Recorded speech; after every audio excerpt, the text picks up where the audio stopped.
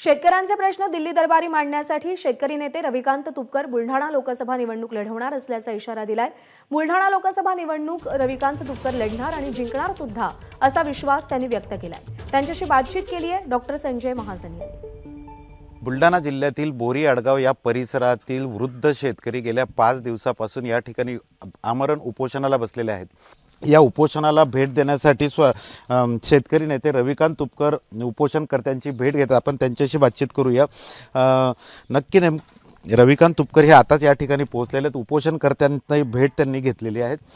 काय म्हणाल, वृद्ध शेतकरी गेल्या 5 दिवसापासून या ठिकाणी उपोषणाला बसलेले आहेत, काय भावना आहे तुमच्या, काय या शेतकऱ्यांचा? नाही, मुळामध्ये सरकार हे शेतकऱ्यांच्या विरोधात आहे। हे शेतकरी सर्वसामान्य शेतकरी आज 5वा दिवस उपोषणाचा आहे। त्यांच्या तब्येती खराब झालेल्या असताना सरकार दखल घ्यायला तयार नाही। यांची मागणी काय चूक आहे हो? आज पावसाचा खंड पडल्यामुळे सोयाबीनच्या आणि कापसाच्या उत्पादनामध्ये प्रचंड घट झालेली आहे। दुष्काळ जाहीर करून तातडीने त्यांना मदत करणं अपेक्षित आहे। खराब हवामानामुळे आमचा हरभरा गहू हे सुद्धा गेलेला आहे। मग शेतकऱ्यांनी जगायचं कसं? आज हे शेतकरी उपोषणाला बसलेत तर यांनी शेवटची स्टेज गाठलेली आहे। यांच्या समोरचे सगळे पर्याय संपले म्हणून उपोषणाला बसलेले आहेत। नुसतं थातूर मातूर उत्तर देऊन चालणार नाही। या शेतकऱ्यांची मागणी आहे की खामगाव तालुका दुष्काळग्रस्त घोषित करा। यांनी सदृश घोषित केला। सदृश म्हणजे दुष्काळ वाटतो नाही, तो आहेच आहे। आणि फक्त कर्जाचं पुनर्गठन करणं किंवा कर्ज वसुलीला स्थगिती देणं किंवा शेतसारा माफ करणं ह्या काही उपाययोजना होऊ शकत नाही।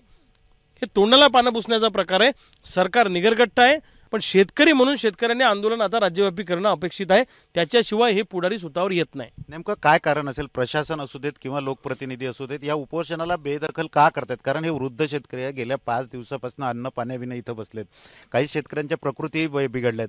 जवळपास 80-85 वर्षाचे शेतकरी सुद्धा बसले आहेत। काय वाटतं तुम्हाला, या शेतकऱ्यांची का दखल घेत नसेल सरकार? नाही, एक तर मुळामध्ये काय आहे की सरकारच्या अजेंड्यावर शेतकरी ही जमातच नाही आहे। तुमच्या माहितीसाठी यांच्या डोक्यात ग्राहक आहे। यांच्या डोक्यात सरळ आहे, देशातले 140 कोटी ग्राहक महत्त्वाचा का 14 कोटी शेतकरी महत्त्वाचा? यांच्याकडे निवडणुकांचे कॅल्क्युलेशन आहे हो। 2.25 कोटी शेतकरी महत्त्वाचा का 10 कोटी ग्राहक महत्त्वाचा? आणि दुर्दैवाने शेतकरी एका ठिकाणी नाही याचा हे गैरफायदा घेतात। यांच्या डोक्यात असे NDRFची आणि SDRFची मदत द्यायची, परंतु निवडणुकीच्या तोंडावर द्यायची, आचारसंहिता लागायच्या आधी, म्हणजे त्याचा फायदा उचलता आला पाहिजे असं यांच्या डोक्यात आहे। तोपर्यंत आमच्यावर 10 शेतकऱ्यांनी आत्महत्या केल्या, मग काय करणार आहे आम्ही? मी तुम्हाला सरळ सांगतो, गावगाड्यातला शेतकरी खवळलेला आहे। आम्ही पण अनेक दिवस झाले आंदोलन करतोय। आता फक्त आमचा शेतकऱ्यांचा जीव द्यायचा शिल्लक राहिलेला आहे, बाकी सगळं आम्ही करून बसलेलो आहे। कॅमेरामन शांताराम तायडेसह डॉक्टर संजय महाजन, ABP माझा, बोरी अडगाव, बुलढाणा। ABP माझा, उघडा डोळे बघा नीट।